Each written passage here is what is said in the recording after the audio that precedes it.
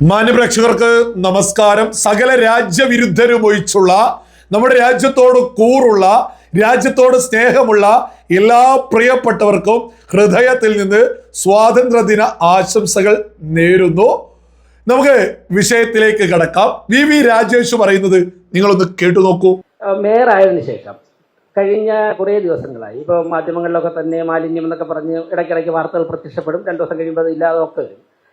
ഞങ്ങൾ 6 മാസം, അതായത് അധികാരം ലഭിച്ചു കഴിഞ്ഞാൽ അത് മിനിമം ഉപയോഗിക്കണമെന്നുള്ള അഭിപ്രായം ഉള്ള ഒരാളാണ് ഞാൻ. അതുകൊണ്ട് തന്നെ വലിയ റെയ്ഡോ ചാനലുകളുമായിട്ടുള്ള പോക്കോ ഒന്നും നടത്തിയില്ല. ഒരു പരിധിവരെ ജനങ്ങളൊക്കെ തന്നെ കോർപ്പറേഷൻ ജീവനക്കാരെ വെച്ച് തന്നെ കൺട്രോൾ ചെയ്യാൻ പറ്റുമെന്ന് നോക്കി. അപ്പോഴാണ് അങ്ങ് വലിച്ചെറിയുക, വാർത്ത വരുത്തുക, ബോധപൂർവം വാർത്ത വരിക. തീർച്ചയായിട്ടും പോലീസുമായിട്ട് സംസാരിച്ചു. 2 ആക്ഷൻ.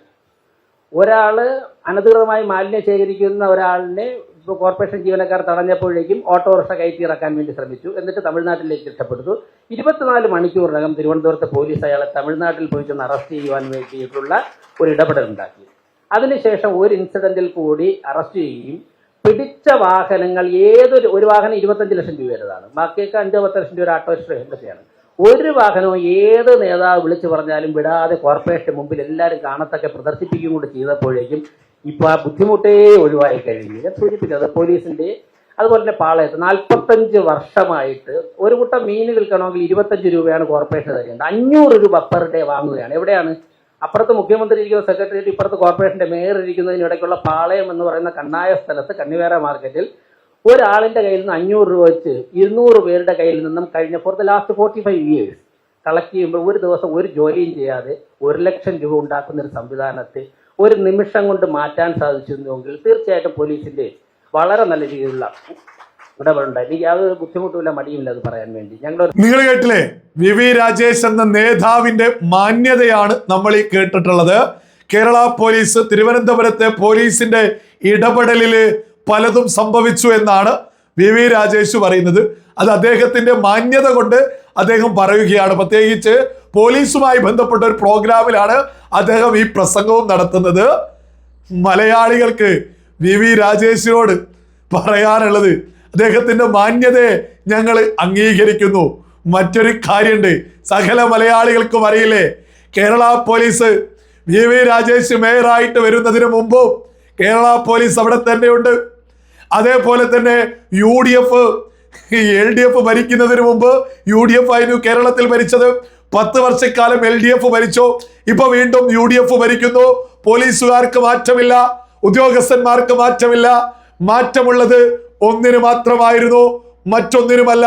തിരുവനന്തപുരം കോർപ്പറേഷന്റെ മേയർ സ്ഥാനത്തേക്ക് വി രാജേഷ് വന്നങ്ങ് ഇരുന്നു എന്നുള്ളതാണ് യാഥാർത്ഥ്യം. തലസ്ഥാന നഗരിയിലെ കോർപ്പറേഷൻ BJP ഭരിച്ചു തുടങ്ങി എന്നുള്ളതാണ് വലിയ മാറ്റം. അല്ലാതെ പോലീസുകാരവിടെ മാറ്റുകയോ മാറുകയോ വേറെ വന്നതോ ഒന്നുമല്ല. വി രാജേഷ് എന്ന നേതാവ് വന്നു, പോലീസുകാർ എണ്ണയിട്ട യന്ത്രം പോലെ പണിയെടുക്കേണ്ടി വന്നു. വി രാജേഷ് കൃത്യമായിട്ട് ജനങ്ങൾക്ക് വേണ്ടി രംഗത്തെത്തി. മാലിന്യം വലിച്ചെറിയല് ഇന്നും ഇന്നലെയുമായിരുന്നു തലസ്ഥാന നഗരിയിൽ തുടങ്ങിയിട്ടുണ്ടായിരുന്നത്. വി രാജേഷ് വന്ന സമയത്തും നമുക്കറിയാം, ഇടതുപക്ഷത്തിന്റെ ലീഡേഴ്സ്, പ്രത്യേകിച്ച് AA റഹീം ഉൾപ്പെടെ നിരന്തരം മാധ്യമങ്ങളെ വിളിച്ച് അവിടെ മാലിന്യം, ഇവിടെ മാലിന്യം, അപ്പുറത്ത് മാലിന്യം എന്നൊക്കെ നിരന്തരം വിളിച്ചു പറഞ്ഞു. നമ്മൾ മലയാളികളൊക്കെ തന്നെ അത് കണ്ണ് തുറന്നങ്ങ് കണ്ടു. ഇതൊക്കെ തന്നെ ഇടതുപക്ഷത്തിന്റെ ഗുണ്ടകളായിരുന്നു അവിടെയും ഇവിടെയും ഒക്കെ വലിച്ചെറിഞ്ഞത് എന്ന് നമ്മൾ തെളിവ് സഹിതം കണ്ടു. എങ്ങനെയാ നമ്മളത് കണ്ടത്? കോർപ്പറേഷൻ ജീവനക്കാർ തന്നെ രാത്രി മാലിന്യം ആരാണ് വലിച്ചെറിയുന്നത് എന്ന് നോക്കാൻ പരിശോധന നടത്തി. ഇതിന്റെയൊക്കെ പിന്നില് വി രാജേഷ് നേതൃത്വം കൊടുക്കുന്ന കോർപ്പറേഷൻ തന്നെയല്ലേ കാര്യങ്ങൾ ചെയ്യിപ്പിക്കുന്നത്. അതിനെ തുടർന്ന് ഇടതുപക്ഷത്തിന്റെ ഗുണ്ടയെ പിടിച്ചു. കോർപ്പറേഷൻ ജീവനക്കാർ നേരിട്ട് പിടിച്ചു. അതിൽ നിന്ന് പല ആയുധങ്ങൾ ഉൾപ്പെടെ പോലീസ് പിടിച്ചു. അവർ പോലീസിനെ ഏൽപ്പിച്ചു. അതുമായി ബന്ധപ്പെട്ട് മാലിന്യം വലിച്ചെറിഞ്ഞ ഗുണ്ട തമിഴ്നാട്ടിലേക്ക് ഉൾപ്പെടെ ഓടി. ഇതുമായി ബന്ധപ്പെട്ട് വി രാജേഷ് രംഗത്തെത്തി. ഇന്ന ആളാണ്, ഇന്ന നേതാവാണ്, ഇന്ന ആളാണ് ഇത് ചെയ്യുന്നത്, മാലിന്യം വലിച്ചെറിയുന്നതിന്റെ പിന്നിൽ ഇത്തരം ഗുണ്ടകളാണ് എന്ന് വി രാജേഷ് പറഞ്ഞു. അതിനെ തുടർന്ന് പോലീസ് പണിയെടുക്കുക, തമിഴ്നാട്ടിൽ പോയിട്ട് അറസ്റ്റ് ചെയ്തു. അതൊക്കെ ഒരു യാഥാർത്ഥ്യ. അതിന്റെയൊക്കെ പിന്നിൽ വി രാജേഷ് BJP ഭരിക്കുന്ന കോർപ്പറേഷൻ തന്നെയായിരുന്നു. സകല മലയാളികളും ഇതൊക്കെ തിരിച്ചറിയാ. വി രാജേഷ് ഇടപെട്ടതോട് കൂടിയിട്ട് മാലിന്യം വലിച്ചെറിയുന്നത് ഇന്ന് തലസ്ഥാന നഗരിയിൽ ഒരുത്തൻ ഇറങ്ങൂല. മാലിന്യം വലിച്ചെറിയാൻ ഇടത് നേതാക്കന്മാർക്ക് വേണ്ടിയിട്ട് വി രാജേഷിന്റെ ഇമേജ് തകർക്കാൻ വേണ്ടിയിട്ട് ഒരു ശ്രമമായിരുന്നു. അത് കയ്യോടെ അങ്ങ് തൂക്കിയെടുത്തു.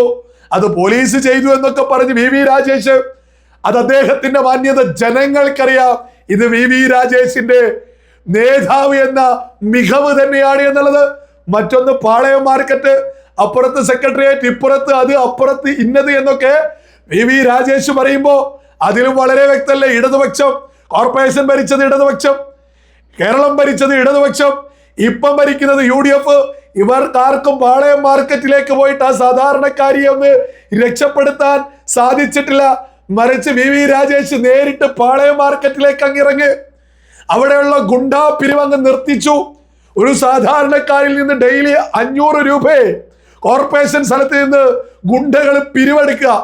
ഇതും ഇടതുപക്ഷം കേരളം ഭരിക്കുമ്പോഴും ഇടതുപക്ഷം കോർപ്പറേഷൻ ഭരിക്കുമ്പോൾ UDF കേരളം ഭരിക്കുമ്പോഴും നമ്മുടെ തലസ്ഥാന നഗരിയിൽ നടന്നതാ. ഇതിന്റെയും കടക്കൽ കത്തിവെച്ചത് ഒരു പോലീസും അല്ല, മികച്ച നേതാവെത്തി. ആ മികച്ച നേതാവ് കാര്യങ്ങൾ പറഞ്ഞു. ഉദ്യോഗസ്ഥർ ജോലിയെടുത്തു, അവരുടെ ജോലിയെടുത്തു. ഇതേ ഉദ്യോഗസ്ഥന്മാർ ഇടത് കേരളം ഭരിക്കുമ്പോഴോ വലത് ഭരിക്കുമ്പോഴും കേരളത്തിലുണ്ട്. പല ഉദ്യോഗസ്ഥന്മാർക്കും ആഗ്രഹം ഉണ്ടാവും ഇത്തരം ഗുണ്ടകളെയൊക്കെ നിലക്ക് നിർത്താൻ. ഗുണ്ടകൾ തന്നെ നേതാക്കന്മാരാവുമ്പോൾ ഉദ്യോഗസ്ഥന്മാർക്ക് എന്ത് ചെയ്യാൻ സാധിക്കും? വി രാജേഷ് എടുത്തു പറയുന്നുണ്ട്, മാലിന്യവുമായി ബന്ധപ്പെട്ട് പല വാഹനങ്ങളും പിടിച്ചെടുത്തിട്ടുണ്ട്. ഞങ്ങൾ സകലരെയും കാണിച്ച് മുന്നിലിട്ടിട്ടുണ്ട്. ഏത് നേതാവ് വിളിച്ചാലും അത് വിട്ടുകൊടുത്തിട്ടില്ല. ഇന്നിപ്പം തിരുവനന്തപുരത്ത് തലസ്ഥാന നഗരിയില് ആർക്കെങ്കിലും മാലിന്യം വലിച്ചെറിയാൻ തോന്നില്ല. കാരണം എന്താ? വി രാജേഷ് BJP ആണ് തലസ്ഥാന നഗരി ഭരിക്കുന്നത്. പിടുകു ഇറങ്ങൂ, മാലിന്യം വലിച്ചെറിയാൻ ഒരുത്തൻ ഇറങ്ങി പുറപ്പെട്ടാലേ. അതാണ് ഇന്ന് തലസ്ഥാന നഗരിയിൽ നടന്നുകൊണ്ടിരിക്കുന്നത്. പാളയം മാർക്കറ്റിൽ ഇനി ആരെങ്കിലും ഗുണ്ടാപ്പിരിവ് നടത്തുമോ? നടക്കൂല. ഏത് ഇടത് നേതാവാണെങ്കിലും പിടുകു ഇറങ്ങൂ. കാരണം എന്താ? വി രാജേഷ് BJP ആണ് തലസ്ഥാന നഗരി ഭരിക്കുന്നത്. നമ്മൾ ഇതൊക്കെ എടുത്ത് യാഥാർത്ഥ്യം പറയുന്നതേ ഉള്ളൂ. ഇതൊക്കെ പറയുമ്പോൾ ഒക്കെ എന്നെ സംഖ്യക്കാരാണ് ഇവിടെ ഇടതും വലതും കൂടി മത്സരിക്കുക. ഞാനിതൊക്കെ എടുത്ത് തെളിവ് സഹിതം മുന്നോട്ട് വെക്കുന്നു.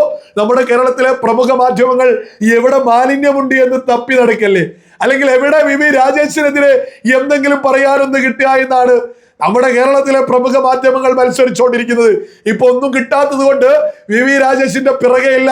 ഒന്നും കിട്ടാത്തത് മറ്റൊന്നും കൊണ്ടല്ല, ഇടത് നേതാക്കന്മാരെ ഉൾപ്പെടെയാണ് മാലിന്യ വിഷയത്തിൽ ഉൾപ്പെടെ വി രാജേഷ് തൂക്കിയെടുത്തത് പോലീസിനെ ഉപയോഗിച്ച്. പോലീസ് ജോലിയെടുത്തു. വി രാജേഷ് എന്ന നേതാവ് തലസ്ഥാന നഗരി ഭരിച്ചതോട് കൂടിയിട്ട് സകല മലയാളികളും തിരിച്ചറിയാ, നമ്മുടെ തലസ്ഥാന നഗരിയില് സമാനതകളില്ലാത്ത മാറ്റം വന്നിരിക്കുന്നു.